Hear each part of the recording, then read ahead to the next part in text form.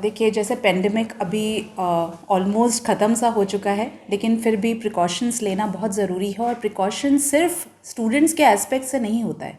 Staff members, जो lady conductors हैं जो बसेस में हैं, और जो टीचर्स हैं जो क्लासेस में पढ़ा रहे हैं, सभी के लिए वो इक्विवेलेंट है।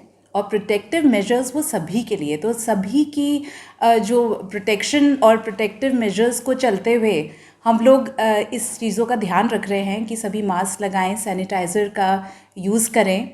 बच्चों को स्ट्रिक्टली हमने बोल दिया है कि फेस शील्ड और मास्क वो लगा के आएंगे। अपने साथ में 50 ml का सैनिटाइज़र वो हमेशा कैरी करते हैं। अभी भी 9, 10, 11, 12 के जो स्टूडेंट्स हैं वो काफ़ी दिन से आ रहे हैं और अच्छी स्ट्रेंथ में अभी आ रहे हैं। And we are following all the SOPs। और बच्चे पूरी तरह से हम लोग ध्यान रखते हैं। बच्चों को कुछ भी ऐसा कोई भी इन्फेक्शन का डर नहीं हुआ।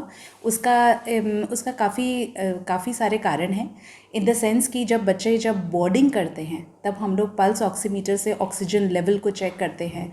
देन थर्मोगन से हम लोग टेम्परेचर लेते हैं, उसको रिकॉर्ड करते हैं। बसेस में सोशल डिस्टेंसिंग का ध्यान रखते हैं। जो बच्चे कफ और कोल्ड से ग्रसित हैं उन बच्चों को स्कूल ही नहीं आने देते। तो ये सारे जो SOPs हैं वो हम गाइडलाइंस को फॉलो करते हैं। बच्चे सोशल डिस्टेंसिंग के नियमों का पालन करते हैं। आप क्लास में अभी भी जाके देखेंगे तो 15 स्टूडेंट्स से ज़्यादा आपको किसी भी सेक्शन में नज़र नहीं आएंगे। और जो कॉमन सैनिटाइज़र है, अगर भूल भी जाता है सैनिटाइज़र लाना, तो जो कॉमन सैनिटाइज़र होता है, हर एक टीचर के पास में एक्स्ट्रा मास्क है रूम में और सैनिटाइज़र रखा हुआ है। और ये टीचर ही देता है ताकि वो वन मैन टच हो, तो इसलिए टीचर ही देते हैं सैनिटाइज़र उसको। तो हम लोग ये वाले टचिंग का भी ध्यान रखते हैं।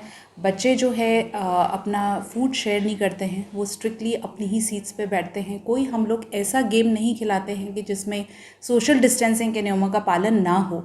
जैसे अगर योगा करवा रहे हैं, एक्टिविटी लेसन्स उनको देते हैं, लेकिन योगा करवाते हैं। अगर कुछ डांस के भी कुछ पोस्चर्स अगर टीचर बता रहे हैं तो वो भी सोशल डिस्टेंसिंग के साथ में होती है। तो 2 गज की दूरी हमेशा रहती है बच्चों के बीच में।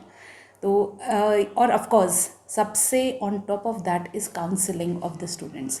उनको इस चीज़ की इम्पोर्टेंस पता होनी चाहिए कि अगर वो स्कूल आए हैं तो वो सेफ़ हैं, साउंड हैं और अपने आप को वो प्रोटेक्ट करके चलें।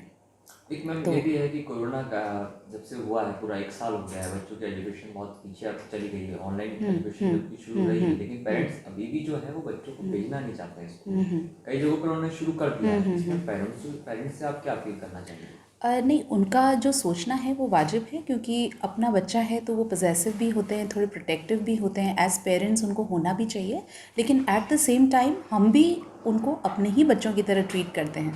मैंने जैसा आपको बोला कि ये प्रोटेक्शन तो सभी के एस्पेक्ट से ज़रूरी है, ना सिर्फ बच्चों के बट टीचर्स के भी और स्टाफ मेंबर्स के भी। उनको बिल्कुल फ़िक्र करने की ज़रूरत नहीं है, क्योंकि हम लोग इस बात का पूरा ध्यान रखते हैं कि उनके बच्चे सेफ़ और साउंड ही घर पे जाएं।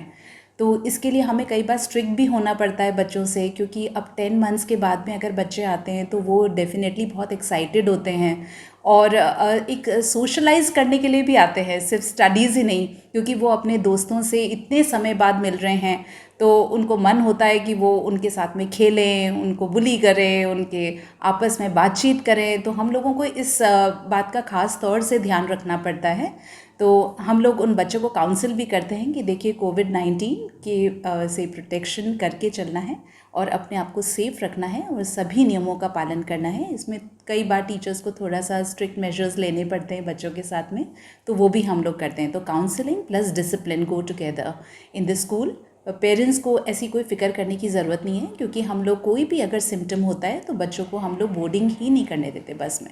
इनफैक्ट बस में भी हम लोग सोशल डिस्टेंसिंग का ध्यान रखते हैं। एक सवाल में ये भी है, क्या इस बार समर वेकेशंस होंगे या स्टडियाँ कंटिन्यू रहेगी? आई थिंक स्टडीज़ कंटिन्यू रहेंगी, लेकिन जब इंटेंस टेम्परेचर्स होते हैं तो हमें बच्चों की कन्वीनियंस के अकॉर्डिंग थोड़ा सा गैप देना ही पड़ता है। बट हाउ एवर 9, 10, 11, 12 के लिए तो खैर डेफिनेटली हम लोग कंटिन्यू रखेंगे, क्योंकि वो क्लासेस बहुत इंपॉर्टेंट हैं एकेडमिकली।